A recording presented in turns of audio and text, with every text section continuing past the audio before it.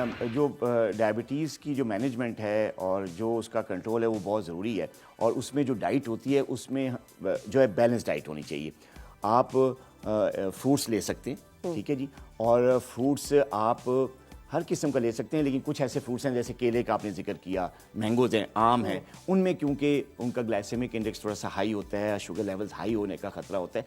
तो जो diabetic patient जिनका कंट्रोल नहीं है, जिनका शुगर कंट्रोल नहीं हो रहा, डॉक्टर्स दे रहे हैं मेडिकेशन लेकिन वो कंट्रोल में नहीं आ रही, तो उनको केला या इस किस्म के फ्रूट जिनका ग्लाइसेमिक इंडेक्स हाई होता है उनसे अवॉइड शहद करना के बारे चाहिए। में अक्सर लोग होते हैं कि जी शहद में तो शिफा है, तो शहद तो हम ले सकते हैं। जहाँ तक शहद के जिक्र है, देखें, अगर आपका शुगर कंट्रोल है या आप उसको एम्प्टी स्टमक थोड़ा सा लेते हैं तो कोई हर्ज नहीं, आप ले सकते हैं। लेकिन अगर आपका शुगर लेवल ही कंट्रोल नहीं है, ठीक है। आपका 400-300 शुगर चल रहा है, तो फिर आप शहद लेंगे तो definitely it will harm you.